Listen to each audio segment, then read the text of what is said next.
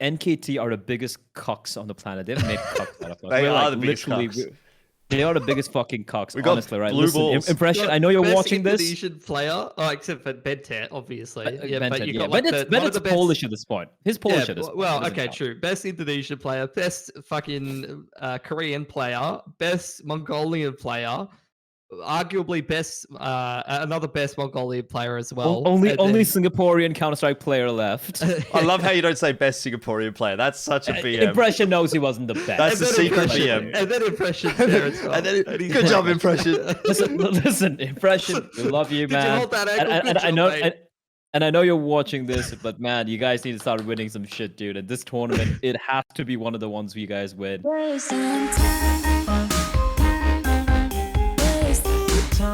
All right, hello, welcome. It is Geographically Challenged episode number 30. Has been a little while since we did our last one, but hey, we're back again. Seems to be a little bit more difficult to get these going as consistently as we were last year, but we're all busy people. And I suppose there hasn't been actually as much happening within the Asia region to sort of talk about either, at least as far as Counter-Strike is concerned. Today we're sponsored by LCO. That's because I've been casting League of Legends. I got this backdrop up and couldn't be bothered taking it down. So if you're wondering what that is, that's what it is. Pilski's back, Bleh's back. We were going to get Avril on. I actually forgot about that until just now. So bad luck, Avril. Maybe next episode. We'll see if he's going to cry about it. Well, that was your fault, Pilski. You were supposed to remind me. Oh, well, I don't fucking know. I don't know. Like, even we should do it on a show where like there's not as many CS topics, maybe, and like we do like more of a Valorant child game show. You know, some cartoon graphics, all of that. Yeah, Scary world of realism. All right, well, let's get into it. As you say, a lot of CS topics today. And the first one, of course, is the big one. IEM Cologne has rolled around, and so we're all excited for that. And we've sort of been eagerly watching. I'm sure that both of you have been tuning in. I myself have been struggling to stay awake, to be quite honest, because I've been a good boy nowadays. I've been going to bed a little bit earlier, so I'm not really in tune with the gamer hours, which is what's required from me and Pilski at least to watch these games. But I have been able to tune into a couple.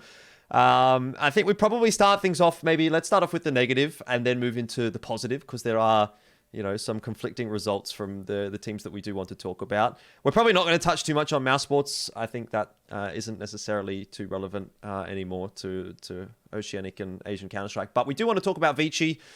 And it's, I guess, a little unfortunate the way that this has sort of panned out for Vici. They didn't really do too well.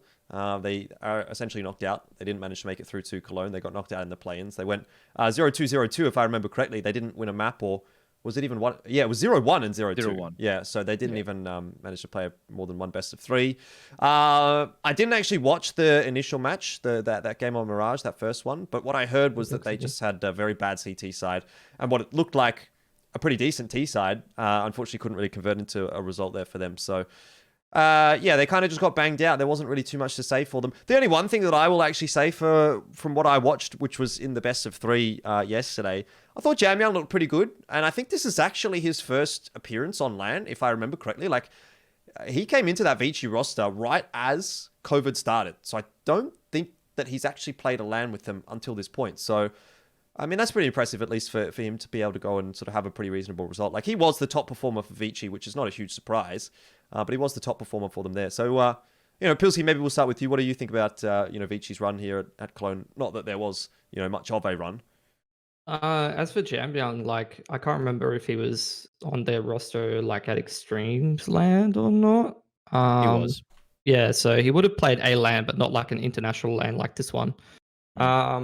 As for Vici, they legit just lost that complexity game to bad fundamentals. Like, it seemed like they were just losing rounds that they shouldn't be losing, and it ended up like having a bit of a domino effect and affecting their mental. They could have had like a really, really strong first half, and then they had like that config round in B apartments where they're like 4-on-2 and the trade potential isn't there, like people just with their knives out, and it's just like fundamentals of like things like not calling what's clean and dirty, and like the communication not being on point, and then the CT side not really playing off of each other as cleanly as they needed to at that level of competition. And I think at the end of the day, like, it sucks to be region locked for a team, for most teams, like because you don't have those fundamentals, and you end up getting punished for like smaller mistakes that usually you'd be allowed to get away with against like the local teams, especially in like crossfire situations and like you know, when you're thinking you're going to have a lot more time to trade or something, or you're thinking you're going to be able to go for a certain play, and it kind of gets shut down a little bit. So that complexity game was like very winnable. Like they were favored to win it like at I think 2 different points, I would say, in Mirage, and then like they kind of just let it get away from them. Anything to sort of throw in here, Blair? Yeah, I mean, I think Bilski pretty much nailed it when he said that they would have been favorites at one point, right? I'm looking at the timeline of the rounds, and there are a couple of moments which broke my heart, honestly, because they were up 6-3 on the T side. I'll Yeah. give them props for their execute. Some of their A takes and the B hits, you could see those are like properly dry run strats coming out from them, and it was clinical, right? We saw the Zoking doing a fantastic job with some of the openers. Jam Young, like Bilski mentioned, he was pretty solid as well. For me, the biggest surprise was Advent really stepping up in the fragging department, out-dueling quite a few of the complexity players, which in my opinion is insane, right? We talk about Advent and how he usually struggles even against domestic opposition, and the fact that he was able to call so well, at least when it comes to those some of those T-side rounds, and even able to deliver in the fragging department was, for me, like, it was all the win conditions being met for Vici, right? We talk about Advent having to step up, Zoking having to be the point man. But then you look at round number, I think there was 6, yeah, there was 6-3 up, and there's one round where it was a 4 versus 2, Config was in B apartment, and they just run into the B apartments. So they had the B bomb site, 2 of them, and the other 2 players were coming in from TV room, from from near top mid, running into B apartments, and with no information that there could potentially be a CT there, and it's fucking Config, probably one of the best players on the planet on Mirage. He just wrecks them right there. So 2-4 loss there, and immediately after, it's a 5v3. Complexity are already running away from the B bomb side to save the weapons, and classic Asian Counter-Strike greediness, where they just run into market trying to kill the players who are trying to save. And by the way, they hadn't run very far. They were still towards market. The bomb had just been planted like I think like 10 seconds back, and they just get completely wrecked by poison. It was for like a second, it was a 5 versus 2, and they throw that round away. And It's like the classic case of like a lot of these European teams will be like in their brain, like already on the save mentality, but they're like hanging around because they're always trying to pull guns away from you, or they're always trying to think like, oh, maybe there's like a slight in into this round. A lot of these Asian teams won't do that as much. Like they're not. I feel like they don't focus as much as on like smaller details, like pulling guns away and just like thinking about the macro aspects of the game. So it's like Vici trying to win harder because they have that underdog mentality, rather than just being like, oh, it's all right if they save a couple of guns. You know, you often see that from underdog teams where they're like, it's not good enough for us to just win this round. We have to like legit crush their economy, make sure they have no guns, guarantee get the eco in next round, and it ended up being their downfall. And then that EG game, I mean, I actually feel like a bit sacrilegious saying this, but I had like 2 different games going on one monitor. I had the EG Vici game, and then I had at the same time EU VCT was on, and there was like Liquid and Fnatic playing, and they were playing on Breeze, and I really wanted to see what they were doing. And Vici were getting wrecked so hard that I just kind of like stopped watching. You know, I just started I just felt my attention draw towards the Valorant game, because I'm like, this map's over. Like this series is probably over. They're just not playing well enough. I feel the EG, like, I think it was said what we could say about the first one, right? Again, Config really delivering doesn't really help matters, right? We talk about how he is kind of like the win condition for complexity, and and its CD side is the same old issues they've had in Asia as well. It just completely fell apart. But you're talking about the EG game, I feel like they kind of lost it in the veto itself. Honestly, like Inferno, I've never been a big fan of Vici's Inferno. Inferno in general in Asia, it's kind of like Dust 2, where, it's so chaotic. No one really seems to be the best team on that. You can have Invictus coming out on top, Tyloo coming out on top. It's such a very iffy map for Vici. And they pick it against EG, who are very, very, very comfortable in Inferno. And then you look at that, I think it was the CD side, which completely fell apart. Yeah, they didn't have anything on the CD side. On the T side, we had some moments coming in from them. They were able to open up sites and whatnot. And then heading into Mirage, again, EG were very comfortable, and I guess it's a little unfortunate that Vici started on the CT side, so they only were able to get 4 rounds on board.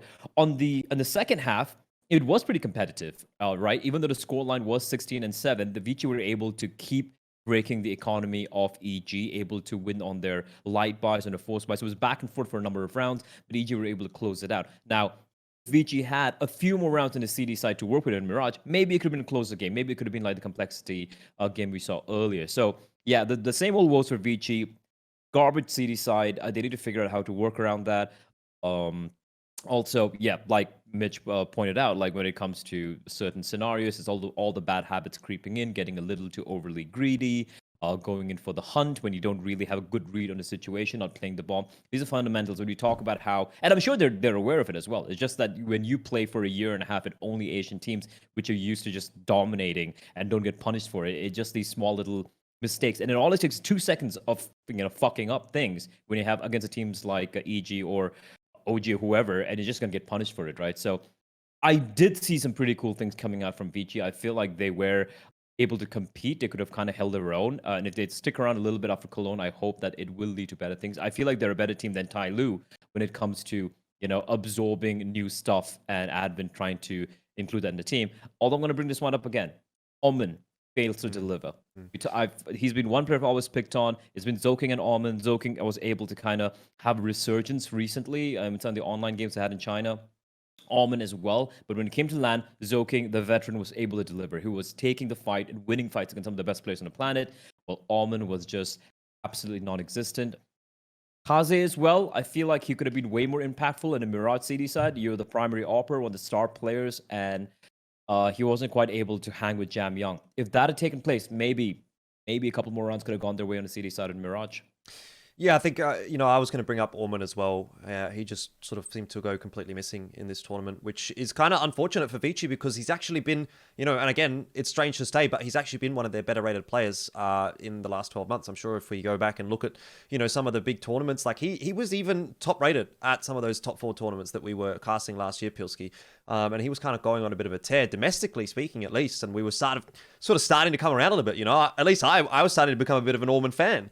But yeah, I mean, is it just like he's choking in big games? I don't know what it is. Like, he's gotten over that hump, it seems like, in Asia at least, because he always used to choke against Tyloo.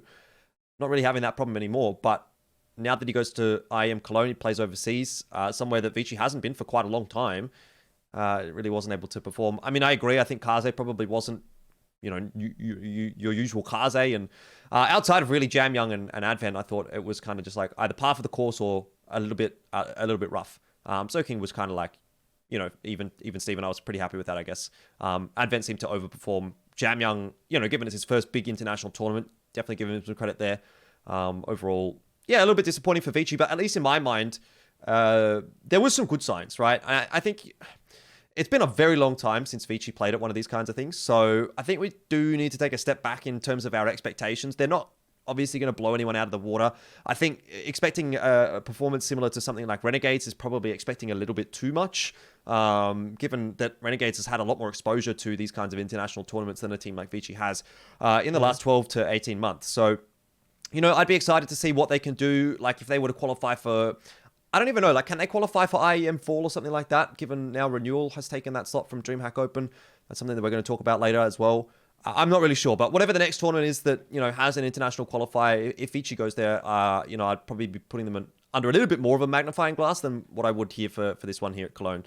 I feel like you've got something else to say here, Pilski. You've been sort of nodding along, or at least indicating you might have something. I don't know. I want to like be like that mentality of like, oh, it was okay, like there was some good signs or whatever. But the way that I think about this team at the moment, like the trajectory that they're on, like Zoking and Advent have been playing for a very, very long time. Kaze's been playing for a very long time. Orman's been playing for a very long time as well. Yeah, like, true. I feel like some of these players are kind of running out of time to have a big tournament where it's like, I feel like that Katowice run that they had a couple of years back was kind of like peak Vici. And I don't know if they're going to be able to get that level back. So as for someone like Advent, I feel like these kind of tournaments are the only opportunities that they're going to have to break out. And like you said, with the way that it's going at the moment, like, who knows when they're going to have a chance to qualify for another overseas tournament. So they really need to make these like tournament appearances count. Otherwise, they're not going to be able to like attend more. And, we'll talk about the renewal thing as well. But actually, I think it's kind of not fantastic that you see different Asian teams attending and some teams having visa problems and whatnot, because it's like the same thing over and over again. It's like, oh, it's like excuse. after excuse kind of thing, you know, like it's like, oh, Tyloo went to this event, but they didn't have their full lineup, and then they haven't been at an event in a while. Now it's Vici's turn, then it's going to be renewal, whatever. Like we need, similar to what happened in the Aussie scene, we need like one of these Asian teams to step up and start playing pretty consistently at that European level, and like at tournaments in terms of consistency, in terms of number of tournaments, but also in terms of performance, so that they can crack into that like invite status and then have room for like another team to do it. Because if all of these teams are just going to go over sporadically, it like actually isn't really helping, I don't think. Yeah, it sort of feels like a bit of a pipe dream though at the moment. Not only is there just such a lack of opportunities, I guess the fact that Vici is denied the opportunity to go to full by virtue of them being at Cologne, that already sort of sucks a little bit, unless there is another Asia qualifier, which if there is, I'm not aware of it. Anyway, I think we should move on from Vici. We've said our piece on that, and let's start talking about the Renegades, who have actually done really, really well for themselves. Now, they did have a pretty rough game against Vitality. By all accounts, again, this wasn't one that I actually ended up watching, because that was just at a crazy-ass hour of the evening. Actually, it was 9:30, which for me, by the way, is crazy hour of the evening, because I've been going to bed at 8 o'clock. So, forgive me for that one. But I heard that was a pretty rough one for them, 16-6. I think you look at the scoreline, you say, okay, well, that was pretty tough. But I think the ones that are sort of probably a little bit more relevant to talk about are the games against MIBR and OG, which was just this morning. Now, by the time this actually is released, this video, they will have played the game against Na'Vi, which is happening this evening or tomorrow morning. So we can't obviously comment on that. I'll have to say I think it's going to be a tough game for them, but wish them all the best. And let's talk about MIBR and OG. Like I think the game against MIBR, you probably look at that and you go, okay, well, MIBR isn't exactly the cream of the crop, so it's a good result for Renegades. It's an international win, 2-0. There's a lot of credit due there. Alistair looked fucking awesome in that series. I was watching that game on Vertigo, and he was sort of dumpstering everyone. So we'll have to talk about, obviously him picking up the primary AWP role and Sicko going back to the rifle. Also, In's IGLing seems to be what's happening here as well. And, it sort of seems to be coming together a little bit for Renegades. And then obviously they played against OG, which in my opinion actually was going to be quite a difficult game for them. I wasn't necessarily sure that I was backing them in that one. I think OG's been pretty decent of late, but they managed to get the 2-0 there as well. So fantastic result for Renegades. They managed to qualify for Cologne. I suppose now the hard yards do really start, but let's break down these couple of games. I guess we'll go first with Pilski, and what do you reckon about how this is all sort of panning out for Renegades at the moment? They look good, don't they? I think they do. I think it's like the way that they're winning the games that gives you a little bit of confidence, like the fact that their calls seem solid, and in general, like it's not like one person's hard carrying the team. Like it is kind of like a team effort in terms of the fragging department. Like no one's going like 5 and 20 or anything like that. It's pretty consistent across the board. In both of the series, the MIBL one and the OG. OG one that they had, like I said, everyone's like pretty much dead even or like a little bit positive rated. I think it's fucking amazing finally that like the curse has been broken for Alistair, that like finally he gets to actually play at like an international tournament and show what he's made of, because like it has been evading him for such a long time, either not being on the Renegades roster or qualifying for things, and then they end up getting cancelled or being denied like an opportunity to go overseas by Renegades, like so many times, like more times than I can count, despite having good performances. So it's good to see him finally go into that roster and actually show like what he's made of on the international stage, even if it means someone like Sicko has to take a bit of like a backseat in terms of the role that he plays on the team. I think that it gives like Renegades a little bit more like volatility, which is like it could be a downside. Like they've been very, very consistent in both of these games, like in terms of how they're playing. But I'm a little bit worried, like if you get like a little bit of a downturn in form, that maybe they're not going to be hitting these same heights and not be able to perform as well, because these were both like really close fucking games. Like one of them, there was 2 OTs, and then there was a 16-14 and a 16-11. Like couple different rounds, and it could have gone differently for them. So that's kind of what I'm worried. Like if you get like a little bit less output out of someone, then it's going to be like difficult for them to keep winning the way that they're winning at the moment. But I'm happy they made it into the top 16, and I think like from here on out, like I just look, the strength of this tournament is fucking ridiculous. Like Renegades is ranked like number 50 in the world, and then the rest of the teams are all like top 15 in the world. So it's like every team that's in their group at the moment, it's like fuck, you don't back you just them lose to beat that game, anybody. pretty much. It's like literally every other team in the group, I'm like Renegades versus this team. Probably not. Probably not. To be fair though, rank 50 is maybe a bit of a stretch. I know. But it is. I get your It's not point. I fair. get your point. They're still, they're the little fish in the big pond now, which is kind of good. Kind of good. Obviously, it's going to push them.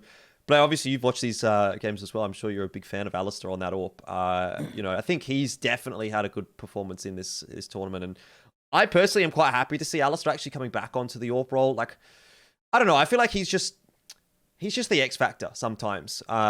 Which, if he's really going, like, let's be real, Renegades. Okay, it's good to be consistent, but the consistent result is going to be like maybe making it to the top 16 or something like that. Do you know what I mean? In this kind of situation, you feel like if Alistair really starts to pop off and goes absolutely crazy, that's where Renegades can like have one of these deeper runs than what we've ever seen before from them. I'm not necessarily insinuating that it's going to happen here for Cologne, because I think they are up against very, very tough opposition, but I almost feel like they kind of needed that X factor. After Dexter left, now it's been kind of like a little bit, it's been okay, but let's get Dexter back on the AWP. Dexter? That'd be interesting. Let's get Alistair back on the AWP and sort of see what he can do. And obviously, so far, so good as far as Renegades are concerned. Yeah, I feel the best move they've made so far has been, as you pointed out, Alistair coming back on the AWP and Sicko going back to rifles, or rather transitioning to rifles. And he was actually very instrumental in a lot of these rounds. I feel like he was very impactful with the rifles, and it's a very good trade-off, right? Sure, yeah, it's kind of a drastic shift, but Alistair is the player we all knew can deliver with the AWP, and boy, did he. What impressed me a lot for Renegades is not just the firepower. Sure, they're able to go toe-to-toe with the likes of OG, even Brazilians, even MIBR, even though, yes, they have traditionally struggled. They were kind of the same boat as Renegades, right, playing in Brazil. We have quite a few known names actually on that MIBR side. They've been boot camping in EU for a while, and they've been struggling in the officials, but still a pretty dangerous upset team. What impressed me a lot here, and I'm taking a look just to confirm this, is apart from the vitality loss, which was very lopsided, almost every game that Renegades won, which is all 2-0s, every map they won, was Renegades coming back from behind, where they were trailing at either early in the game or late in the game and mounting some crazy comebacks, which I really wouldn't be expecting, considering I myself used to mention how losing Dexter would be a big hit for them, right? IGLing wise. But I guess Inz is calling right now. And if that is the case, it's insane because, no pun intended, because he is just delivering when it comes to, you look at an Inferno game yesterday, it was just a classic Inz game. Just out aiming, out dueling, and just opening up Banana, the bomb sites single-handedly. Malta was fantastic on Inferno against OG. The way he was just toying with the players playing towards pit and balcony, alone just lurking towards A apartments, was just some fantastic stuff coming out from him. But for me, like I said, it's about the way they're able to, I don't know from where they got it, because again, they're playing after like 500 days, on more than 500 days, like a year and a half. Last time was Leipzig, right?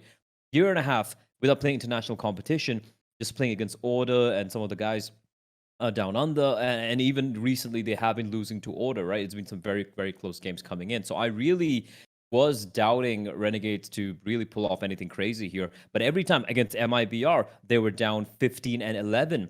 They brought it to OT and they won 8 in a row to close out that map, right? You look at Mirage, they were trailing. Let me take a look at this. They were trailing 13 and 9.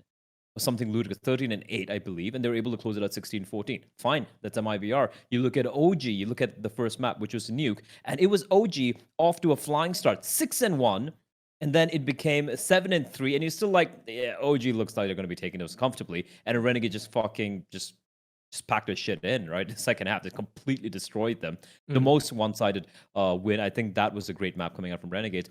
Then Inferno, once more, it was OG running away with it. They were 8 and 2 on the T side, and I thought it was going to be map number 3 coming up, and they just somehow managed to turn it around. And it was just this sheer tenacity and this calmness in the server.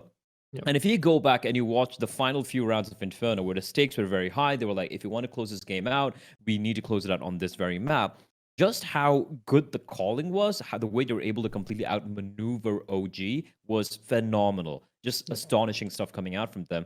And secondly, it's how they were able to slow things down. That is something which I got to give credit to them. Like, they were able to not break into bad habits, even if they have a man advantage. They would peek together. It's a basic stuff, but we saw Vici fail miserably at that, right? The way they were able to hit the bomb sites, incredible trading, always playing the numbers, and somehow they all seem to be activated individually. The way they were able to, out-duel players like Valde. Look at Alex CB, Nico even, and Nico was having a pretty decent game actually.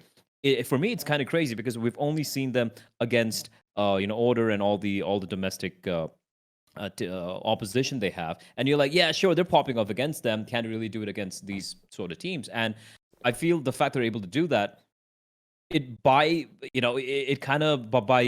apply a transitive property, it also means that the competition at the highest level of Australian CS that bad. And I think it's a good sign overall if you look at it. Like teams like Order, I do wonder how they would have fared if they were playing against some EU teams as well. So overall, great performance from Renegades.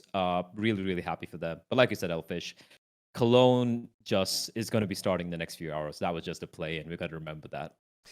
Yeah, it's true. It's true. But I think we can all be happy with what they've achieved. And so, anything from here, as far as I'm concerned, is a bonus. Like, qualifying is almost like the pass score, I feel like, for Renegades. Like, if they don't qualify, you walk away a bit disappointed. You do qualify, you go, okay, well, we've done well. You get knocked out from here, you're kind of like, okay, well, we achieved what we wanted to achieve. But it's a question of can they go any further than that. Now, we were talking a lot about Alistair, and there's a good reason for that. Obviously, he's been sort of popping off a little bit with this new AWP role. I say new, I suppose it's not really new for him, but it is new in Renegades. And so I wanted to highlight him for our Skybox segment today. He had this pretty sick round against MIBR. It was the overtime round, and I guess we may as well just watch it. Now, there isn't really... I don't think there's a whole lot to break down here, but obviously you guys can sort of chime in as you like. But basically, he gets himself an ace. And what I think is interesting, we'll watch out the clip first, and then we'll take a bit of a look here. We're actually watching Inz's POV, which is probably not what we should be doing. Let's go back to Alistair here. There we go. Now, I do want to actually highlight what Inz and Malta are doing in this round as well when we go through this a little bit further.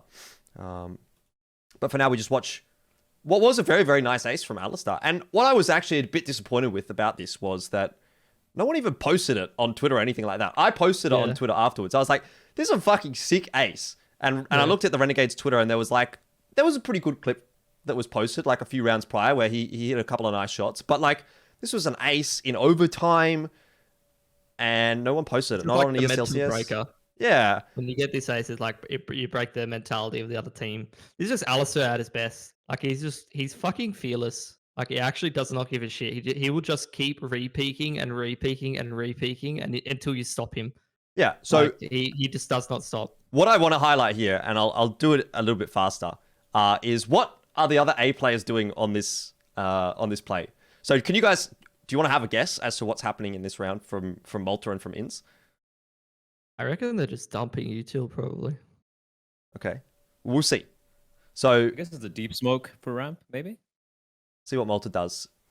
Because I think it actually makes this play even better from Alistair. So Malta, all he's doing is just watching this angle. He's literally doing nothing else. No util. A little bit later on in the round, he actually ends up throwing... So no support towards ramp from the left-hand side. No support at all. There is a molly that comes here right at the end. Yeah. So there's that. Throwing some util for him, but yeah, it's basically like... We'll go to Inz. I think Inz on Twitter was like, the strategy is Ali go kill, but like it's not even a meme. Exactly, like, that's pretty much it. The strat. So there's a HE8 in there early from Inz. He's also just sort of watching an angle, and in all this meanwhile, Alistair's kind of just like, all right, well, I'm just going to kill everyone. He did throw, I think Inz did throw the... There's the molly from Inz. Inz did throw a smoke, I believe, for bottom ramp, which would have at least helped Ali go for those duels, right? Like, cut off a little bit in the back. Yeah. But it is just mostly Ali just doing his thing and just re-peaking people over and over again. Oh, I wish we'd got the clip where Ali just wrecked OG on Nuke. I think it was a 1v2 or something, and he gets Valde with the bomb's been planted for a while. Nico gets a nuts 3 or 4K, and then Ali's like, yeah, fuck you. Just completely destroys him. I think that was... I know it's not as impressive as this ace, obviously, because this one came in OT and whatnot, but considering how close Nuke was, the fact that, at least in the initial stages, the way he was able to hit some of the shots was just... It was basically just back in the Twitch chat throughout. I hope you're able to find that later on. Yeah, I mean, like the thing I always look at for teams like Renegades and like just underdog teams in general who are getting a lot of success in overseas tournaments a lot of the time is like I like to like click detailed stats in HLTV and look at how many clutches they won and look how many like first kills they're getting. And they didn't really win the two games in the same way between MIBR and OG. Like we talked about how they were coming back from score lines, which is something that they've been able to do for ages. They have like this like tenacity and this clutch factor, and they did that when Dexter was on the lineup. And I was kind of worried they'd lose that a little bit, but I think that's like because they're all like they're pretty like good mates, you know. They're like pretty able to pump each other up and make sure the mental doesn't tank and stuff like that. So that's always something that helps, you know, when they're just memeing on the mic or whatever. But the other thing is like in the MIBR games, they won like a fair few clutches, and you know they weren't necessarily winning a lot of the opening duels, especially like the riflers. And then the OG game, it's actually fucking absurd if you look at the opening duel difference. Like Renegades won like twice the opening duels, and like a lot of the riflers are just like have like all like plus first kill difference. Like on OG, Alexi B is like -7, Valdez -7, Nico's -6. Like it's literally just the riflers winning duels against the OG players, which is fucking absurd if you think about it. It's like if I'm peeking into Valde or something like that, and he's on the CT side, I'm not expecting to win that duel. Pussy. And Sicko in particular had +7, which I'm like, when I think about how Sicko would play a rifling role, I wouldn't necessarily think he's going to be the person going for the picks. I think he'd be like a bit more supportive or something, but was he like doing a lot of entry duties? I don't think I really like noticed that so much, but maybe he's a bit more on the entry side. He wasn't really doing entries per se, but he was going for some pretty bonkers plays, like pushing it through, trying to channel this inner Stewie, I guess. The final round against OG comes to mind, where they're pushing B, and he just pushes a CD smoke and gets 2 kills. I'm like, what? And that just broke them. That just completely broke OG. Game's done. So he went with some bonkers plays. But I know we're talking about Ins. He was fantastic. We spoke about Alistair, but I really do want to keep a lot of praise onto Malta. He was, in my opinion, on the T side especially, the difference maker for Renegades. Obviously, everyone popped off, everyone won their deals, but the way he was able to just be... It's a classic lurk, Pilsky, like where, you know, he's towards the A apartments. You know he's there. You know he's there, and he still gets a kill and runs away. That's it's actually so like a annoying. meme. That's actually a bit of a meme in Australia. Like the fact that when he plays the Australian teams, they like will literally look for him. They'll leave like 2 or 3 people on the A bomb site. They're legit like traumatized by it. And then there would like there'll be people who are like in Inferno, for example, like walking towards apartments when the round's already over, just trying to go and find him and kill him. So it's good that that style works a little bit better against teams you're less familiar with, because it's got to be frustrating to be that. Listen, that if I'm Nico or OG right now, I've joined the entire fuck you Malta party from Australia. Like they would be so frustrated, man. You have to watch it just for the way he just toys with them. Great stuff. Yeah. All right, well, Pilsy, correct me if I'm wrong here, but I feel like you're a little bit optimistic right now about Renegades. I'm worried about them because I actually I guess this is like a step in the right direction, but I am worried about the consistency, and I'm worried about ins calling while like top fragging, which is not something that's super common.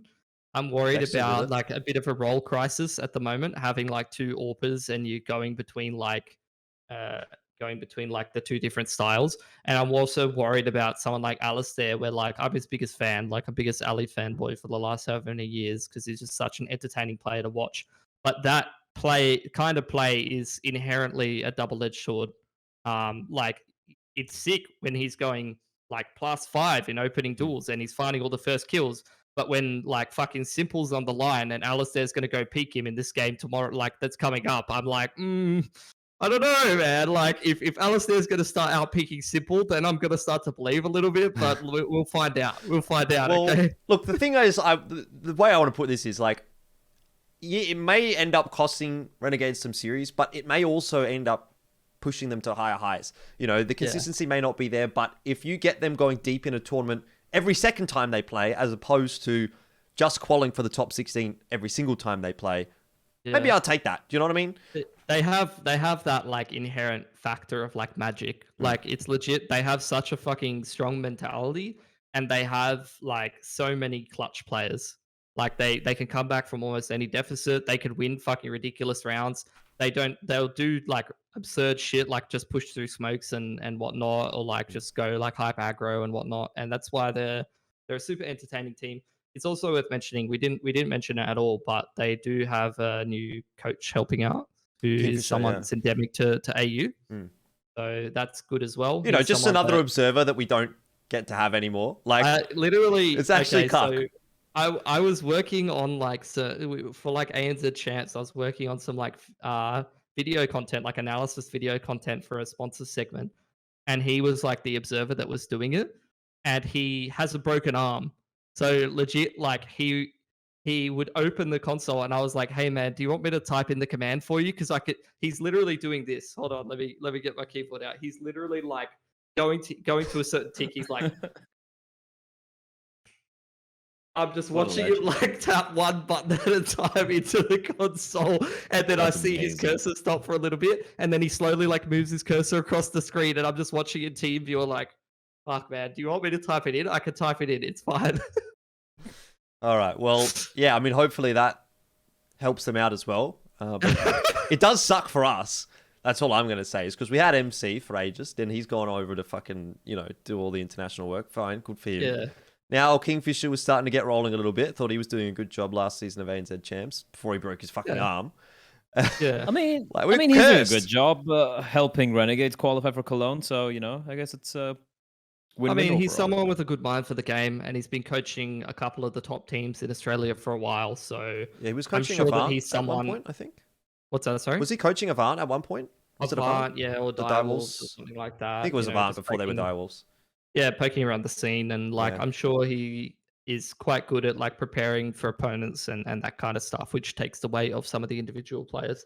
And I mean, it goes without saying, like Renegades, you could say it was like clutch factor, but a lot of those games, they seem to have some pretty fucking good reads. So yeah, I hope you can put some of that down to the players, but you have to give some credit as well to the coach. Yeah, definitely. I hope it's something that sort of ends up being a long-term thing. You know, obviously if he does well, because I think Renegades have sort of always been searching for a coach. They obviously had Mitha for a little while, and prior to that, it was kind of like a party mix of coaches that sort of came in and came out, and I think he's a good really culture fit, which is the main thing. Like he's one of the boys, essentially. The way that I look at it is, it seems like a very similar kind of position as what Sonic had when he was there with Greyhounds, if you remember that. And they kind of wanted to keep Sonic, if I remember correctly from the discussions that I've had. But obviously he had some more better opportunities in his personal life that he sort of ended up going with. So I almost feel like he's like the spiritual successor to Sonic. I don't know that he necessarily fills the same role as what Mitha does, but we'll see how things pan on out and whether or not it's a long-term thing. Anyway, we've spent a lot of time talking about Renegades here. The only thing I want to do before you sort of jump on to the rest of the topics is get your opinions on this Na'Vi game. Very quickly, you know, let's say, what's the scoreline, Pilsky? Is it 2-0? Yeah, I think they get 2-0'd, and I think it's like, I think one map they might get smashed, and then one map they'll be like 16-12 or something like that. It'll be like a map where they might be winning, and then you know it'll turn around, I think. What do you reckon, Bleh? Is there faith for at least a map? This Na'Vi, the way they played the RMR, no. Okay. I hate to say it, but I really doubt they're going to get a map here. But I have to agree with Polsky's sentiments. I feel like on perhaps their map pick, whichever it's going to be, I feel like they have a chance to at least make it a little bit more competitive. But here's a problem. If any of the other players, apart from Simple, starts delivering, like maybe a bit or a Perfecto, like how they did in the RMR event, I feel like it's going to be a very quick affair. Simple's still going to be Simple. Like he is still going to be showing on up. And like Pilsky said, those mistakes, not mistakes, but the aggro plays from, like for example, you look at Ins on Inferno, the T side, you look at Alistair, we saw him at Vertigo as well. That's going to be punished by Na'Vi. So even if they wind up losing it, which I assume is going to be the case here, I hope it's going to be at least a bit of a rude awakening, but it's a good thing. You know, it's a good thing you can learn from. So yeah, I'm still going to call the 2-0 for Na'Vi here. All right. Well, I have faith at least. One map. Let's get at least one map. You know, X Factor might happen. We'll see. Either way, we've got to move on because there's a couple more here that we do want to discuss. The first of which is Dreamhack Open for the Asia region, obviously. It was a top 4 tournament, but it didn't really feel like a top 4 tournament, and it ended up with Renewal picking up the win, and it to be quite honest with you guys, it wasn't even close. I'm not sure how much you guys really watched. I don't think it was a particularly followed it. enthralling I know watch. that it wasn't close because I was doing like a StarCraft show at the same time as you, and I remember like when I got home, I saw what time you guys got to the office, and then like when I got home, I like looked at HLTV, and I'm like, oh, Jordan wasn't there that much longer than I was. No. I think The final day actually was 2 hours and 20 minutes, I think, in a best of 5. Like, Jesus. including, from show start to when we left. 2 hours and 20 minutes, best of 5. It's a 5 grand final. Best of 5 grand final. So we walked home pretty quickly after that. And yeah, look, Renewal kind of just dominated everyone. I thought it looked really good for Renewal. Like Rate, News, Cabal, they all seemed to have a bit of a resurgence. They did really, really well. Dobu was a bit on and off, but like when he was required to perform, he did. So I sort of just felt like across the board, I mean, I'm not even mentioning Nine, who was kind of their best performer in the very first series that we watched, and with the AWP was doing some pretty crazy things. So I think all 5 of them were really just firing, and they did seem to be a class above the rest of the rosters, which, to be honest, I mean, it shouldn't be a surprise because we've sort of had this hard on for this roster for such a long time. They were disappointing for the better part of 2021, and that was definitely a storyline that we talked about on that broadcast and said, like, actually going into it, I kind of thought Linvision was the favorite. Obviously, that turned out to not be the case, and Renewal sort of pumped everyone. So Renewal did really well. I don't know that there's too much to really say about it. I felt like that was them performing to the expectation that we had of them in previous years. So they've sort of finally gotten back on that horse, and hopefully they'll do well at IEM Full. That's the big thing for me, though, is that there was a spot on the line at an international tournament for this. And, okay, Vici's not playing. That's fine. They were over at Cologne, so, not much they can do about that. But where the fuck is Tyloo? Tyloo apparently got an invite and declined it, which seems really weird to me. Especially when the field is this week, right? You don't have Vici to contend against. Like, there's Linvision, which is, to be fair, a team that has, every now and then beaten Tyloo. Linvision. Maybe they are. I tell you what, though, no one should have fucking been scared of Linvision in that tournament because they did not look very good to me, to be honest. I mean, they were playing with Vadim as their sub, but I actually thought that Vadim coming in would be pretty good because, like, he used to be all right on Invictus back in the day, but it didn't look very good for Linvision. They got knocked out in last place, which was super surprising to me. And then as far as, like, D13 and Checkmate were concerned, like, D13 minus score ended up being, like, they had their moments. Like, Annihilation was kind of clapping. He was looking really, really good. And the whole time I was just thinking, like, man, what if Score was here? Like, because there wasn't really anyone else that was sort of doing it behind Annihilation. Like, there was moments for the other 4, but, like, if Score was there, that's just that extra little bit of firepower, and they would have definitely come second. They might have even been able to take that fight to Renewal, as we'd seen previously from D13 and, in their previous iteration. So, a little bit disappointing, I thought, from D13 ultimately coming 3rd place. Checkmate, I hadn't actually watched a lot of, to be honest, prior to this. And they were okay. I thought Techno was pretty good. I thought Kaz had his moments. I know Blitz was the player that we talked about a lot prior, but he didn't seem to be the main driving force behind that roster. But it was so obvious coming into that grand final that Renewal was just going to absolutely blast them. So I don't know if you guys have any real takeaways from this. I know, obviously, neither of you sort of casted it, so I'm not expecting a whole fucking monologue. I did watch it a little bit because obviously I was curious how Renewal's going to be playing, right? Yeah, and after I saw the first win, I'm like, oh, okay. They just smashed Linvision.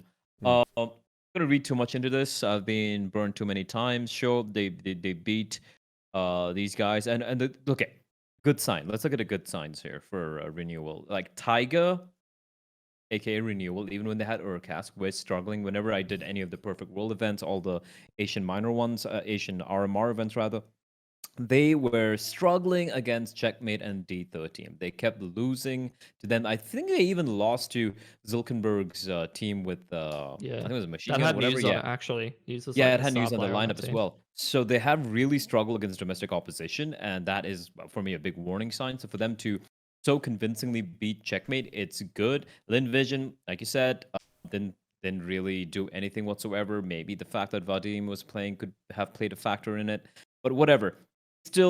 It's still basically, they beat Linvision and they beat Checkmate twice. That's it. They still haven't faced off against Tyloo. They still haven't faced off against Vici Gaming or even Invictus or any of the other Chinese teams. So I'm gonna be very conservative as to where I would place Renewal right now. Is definitely a good sign. It is definitely things starting to slowly turn around for them. It looks like they seem to kind of found their groove. But again, the opposition does, it does ask quite a bit for me. Like I'm not gonna necessarily give them a lot of props for having won this event. Which, if you think about it, you would have, right? Like a few months back, if you'd seen these 4 teams in this tournament, you'd have been like, "Oh, Tiger / Renewal. Oh, they should be winning this easy." And the fact that we're a little surprised that they're able to win this just goes to show how badly they fared in the recent memory. So yeah, kind of unfortunate. Have to agree with you as well there. Like the score not being in D13 seems to be, obviously I don't think Hasteka, I guess the new player jumping in, he's not a score. Obviously, but I feel like for D13 and Checkmate, we've seen their peak. I've seen these 2 teams around for almost close to a year right now since the previous RMR events, like we had in the middle of the year in 2020, and they haven't gone above and beyond. It's kind of like they stagnated. We have players getting farmed a little bit here, score leaving, and all of that. So I'm just going to say this is the best we're going to be seeing from these 2 particular lineups. They're going to be farm teams basically for the likes of Renewal or maybe some of the potential super teams that might come up in Asia, like we have with NG Sports.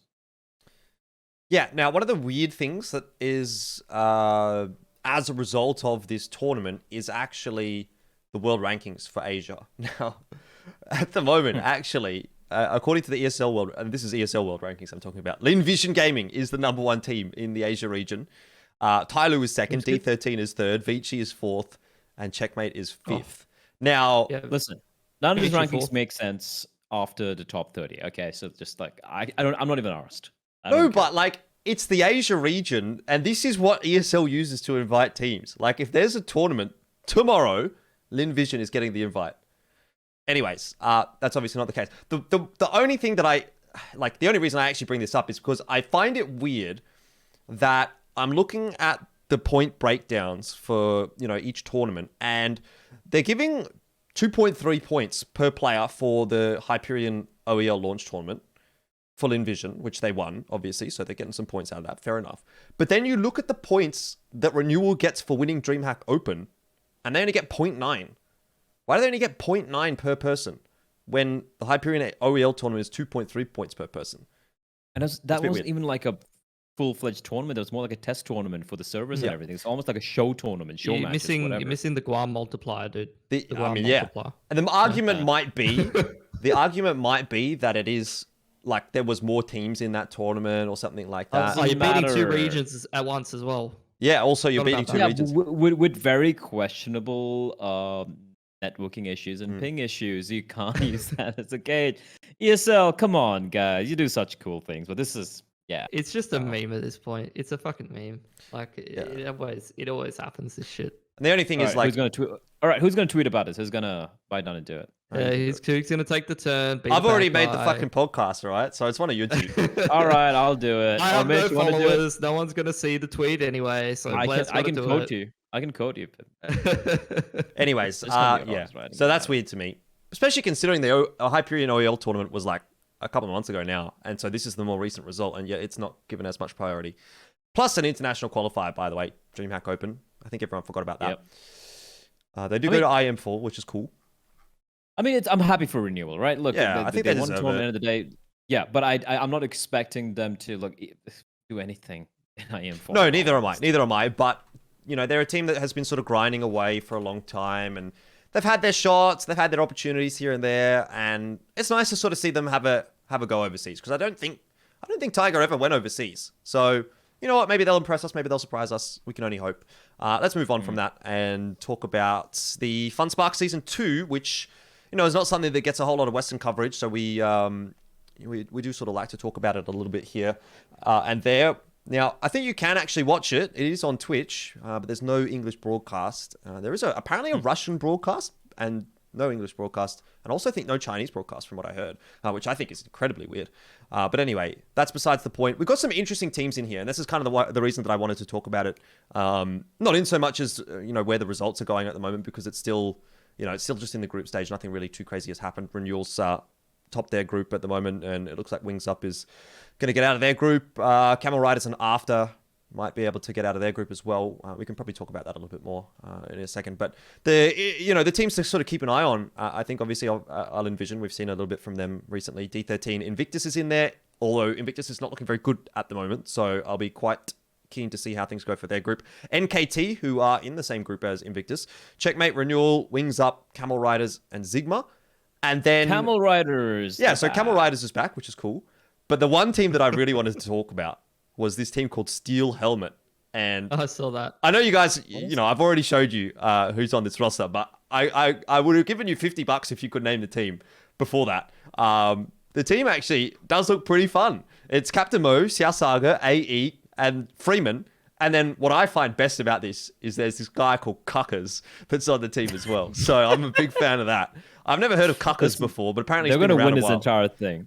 They're going to win this entire thing. You're talking about Captain motherfucking Mo. Yeah. You got Xiaosage, like the best player to have ever played for Invictus. That's veterans right there. We have Freeman, who we all know can deliver. And when you have someone called CUCKERZ, like, you're winning it. It makes And sense. AE. You got a steel helmet to protect all the big brains in the tournament. You got a lot of big brain RGLs right there. Yeah. Yeah, you can headshot them. Also, AE, I feel like is probably my biggest disappointment in Chinese CS. When I saw this guy come out initially, I was like, this guy's opping is wild. It was fun to watch. It's not consistent. He's not a Kaze. It's not it's not aesthetically pleasing opping. But my oh my, it was fun to watch. And I felt like if he could be a little bit more consistent, he could potentially have been picked up by one of the top Chinese teams, but unfortunately kind of fell off. So the fact that he's actually playing with these guys, yeah, with Freeman and AE together, with CUCKERZ, fuck yeah. Yeah, fuck it. Down. Let's cuck some noobs. What I'll say about this tournament is like, if NKT doesn't win this tournament, like I'm kind of getting to the point where I'm starting to be a bit done. Like, dude, look at their fucking lineup. Their lineup's fucking absurd. They've got Score now. This is a toxic relationship. Nine Excurate all on the same team, bro. With this is a toxic fucking relationship at this point. Like this, no. You might have cuckers, but NKT are the biggest cucks on the planet. They've made cucks out of us. They are the biggest cucks. They are the biggest fucking cucks, we got honestly, right? Blue Listen, balls. Impression, I know you're watching this. Indonesian player, except for Bentet, obviously. Bentet, but you got like Bentet's Polish at this point. He's Polish at this point. Well, okay, true. Best Indonesian player, best fucking Korean player, best Mongolian player, arguably best another best Mongolian player as well. Only Singaporean Counter-Strike player left.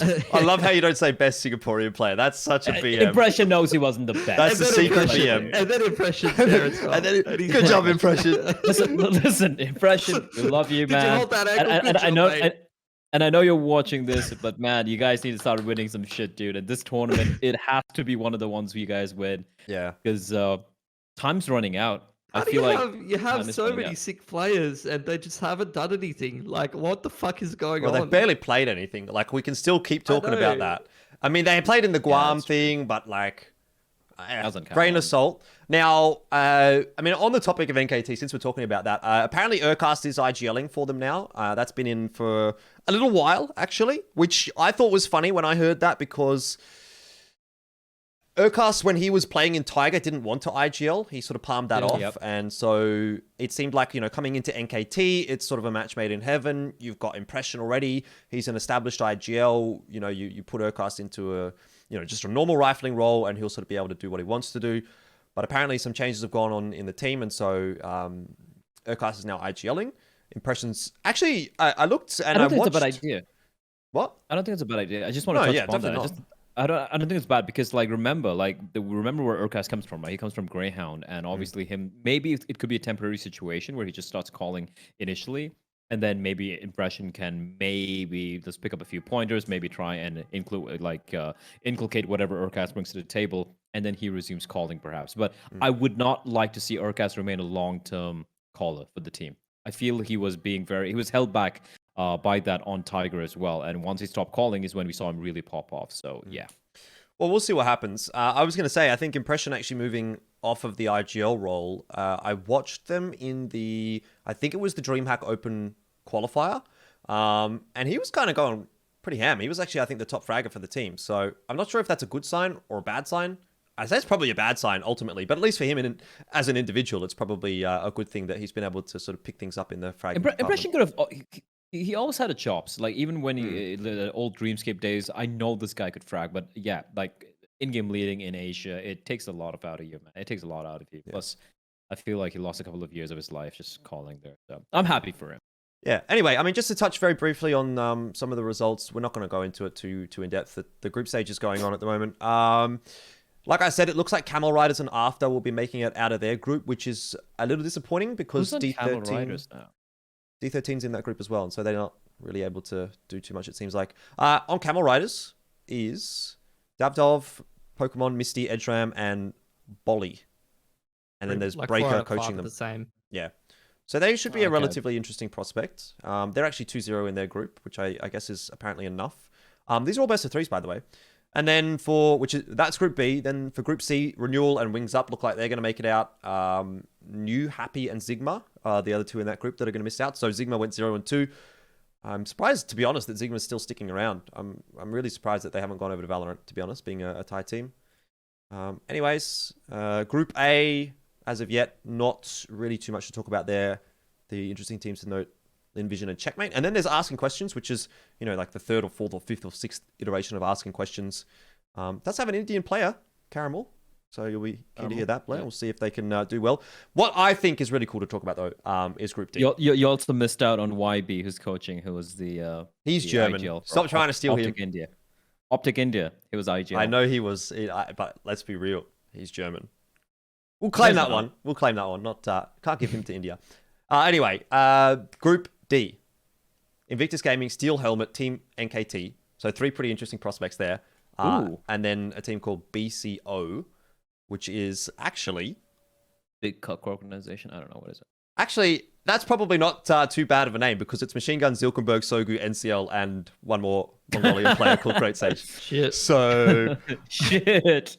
you know It's what? the Mongols. Let's Great. go. They wake up on the right side of the bed on that day, and you're gonna lose. You gotta get fucked. You gotta get a shit packed in, bro.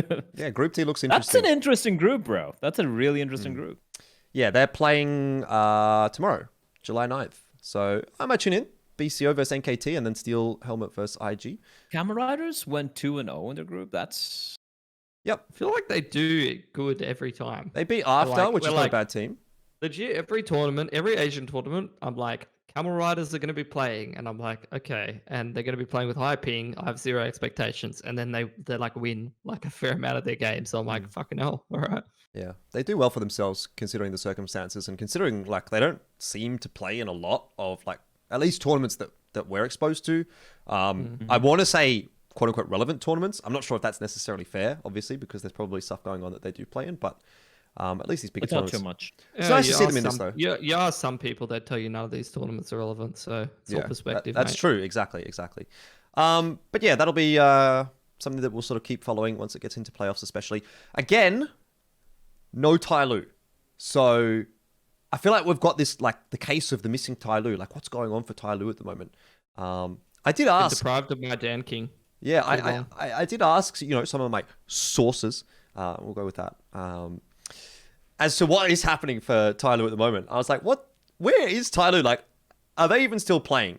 And apparently, at least the people that I talked to haven't scrimmaged against them. So that's interesting. But, it seems like the Tyloo players are still playing Counter-Strike, are still sort of watching demos. And, so I was told Dan King still has 80 hours in the last 2 weeks. So it's not like they're not playing. But my question is, why are they not playing in tournaments? They did crop up in the Pro House Villa Cup, which was a couple of months Yeah, a ago. couple of months back. So that's actually the last tournament, at least as far as Liquipedia is concerned, that they've played. And Liquipedia is generally pretty on the money with the Chinese scene. So it's actually been 2 months, 4 months, plus now some time since Tyloo played. Considering they missed the DreamHack Open, which is an international qualifier, and the fact that they're now missing Funspark Ulti Season 2, which, again, it's a pretty big tournament as far as Asia is concerned. I don't know. I'm just wondering what's going on with Tyloo, but I suppose that's a topic for another day when we do get their information coming through.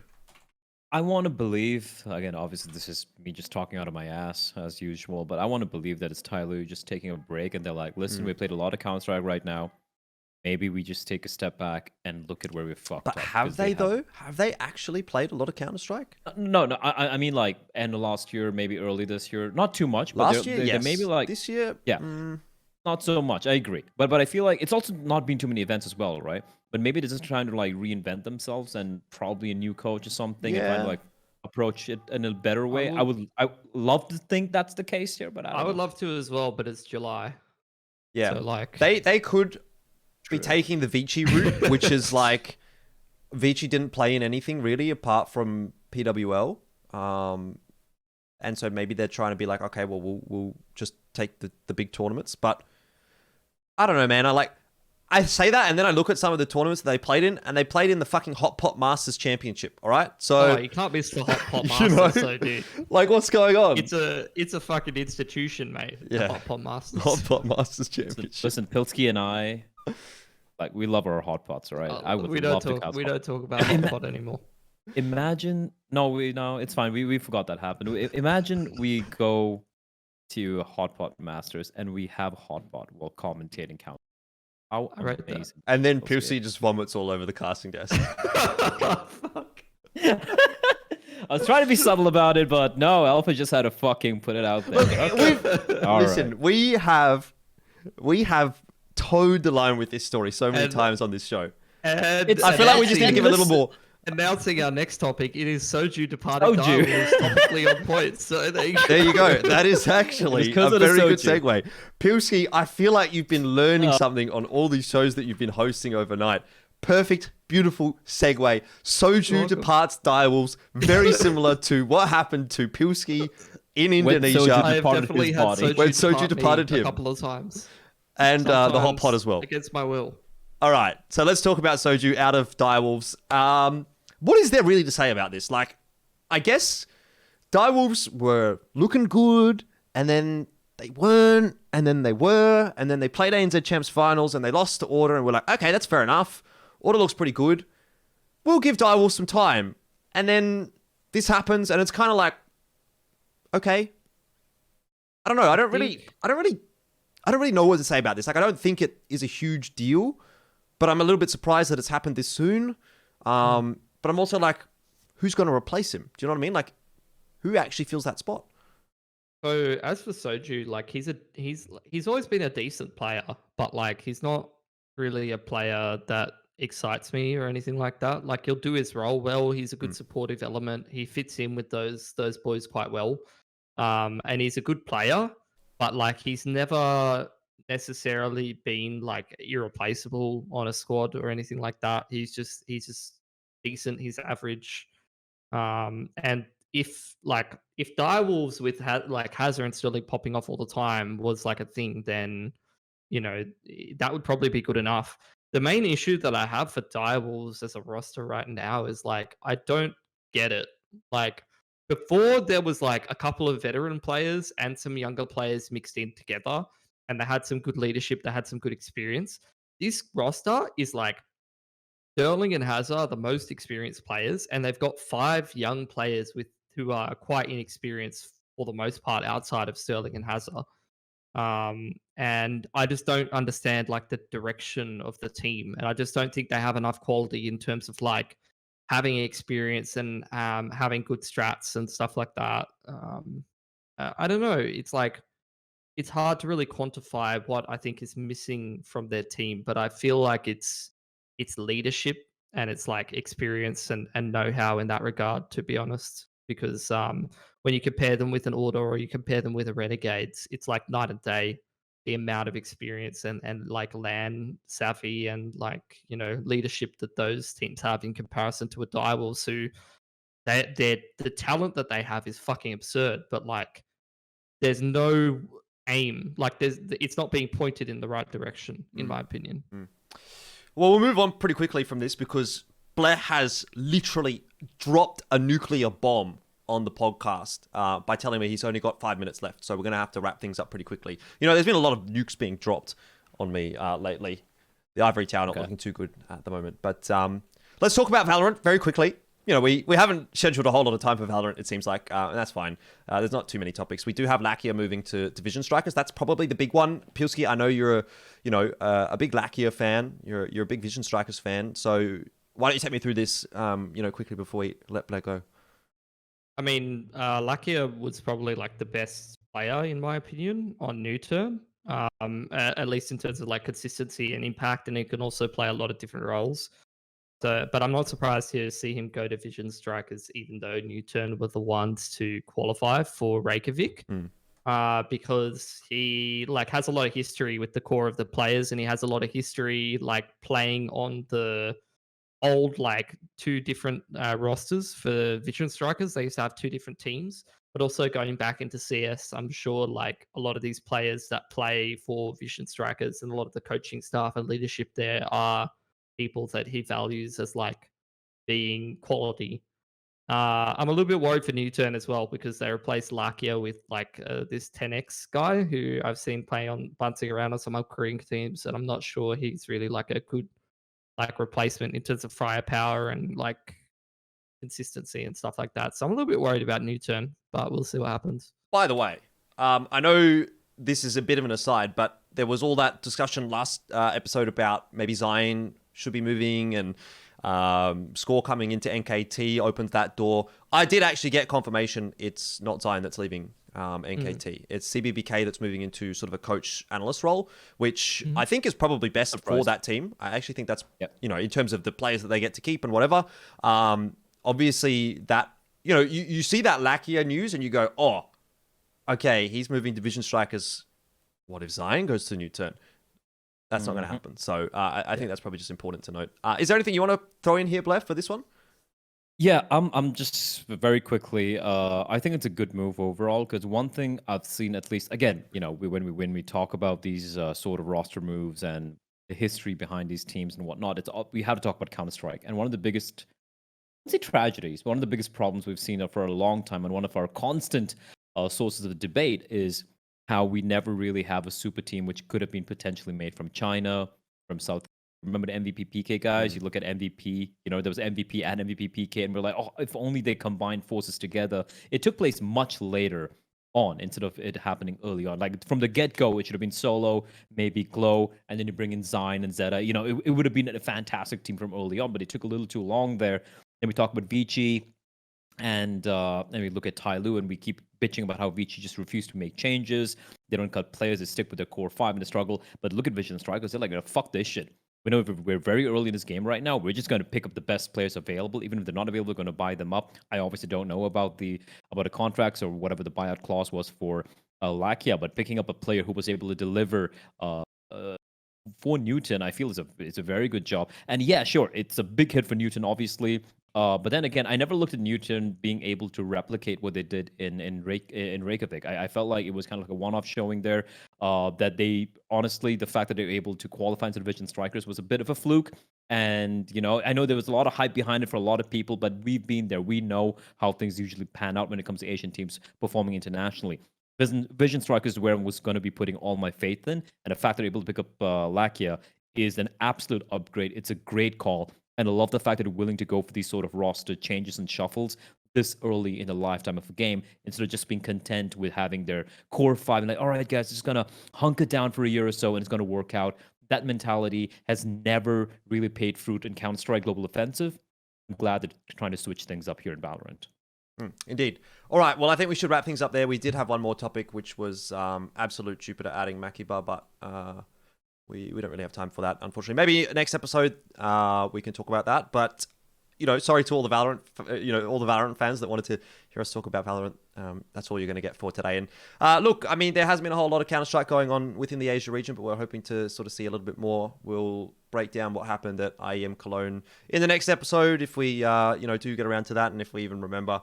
You know, what if Renegades wins it? Yeah, it could be like another 3 or 4 weeks before we do an episode, so we might just forget. No, but if Renegades wins Cologne, are we going to have like an impromptu 4-hour podcast, like a podcast? Sure. Yeah, like no more geographically challenged, geographically champions. Geographically superior, I think is probably what we go with there. Yeah.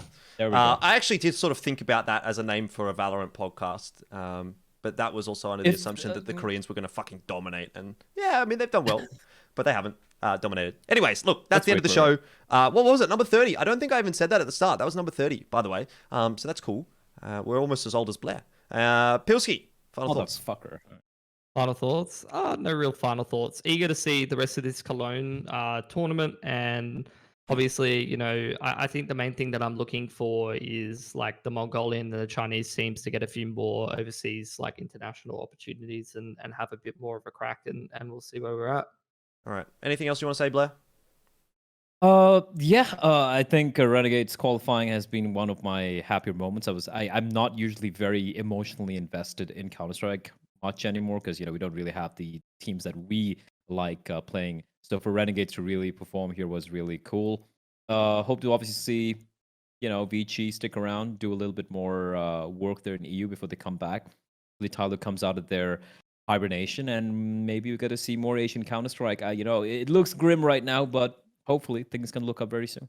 Hopefully indeed. Well, thank you very much for watching, everyone that's gotten this far. That was another episode, and you know, I appreciate your time. Yeah, hire us. But also, you know, support us on Patreon, patreon.com/Elfishguy, and buy us a beer for the LAN that may happen in the future where we all eventually get to meet up. May not happen. Follow us all on Twitter, follow us on Twitch, whatever. Do that shit. You know the drill. We'll see you next time.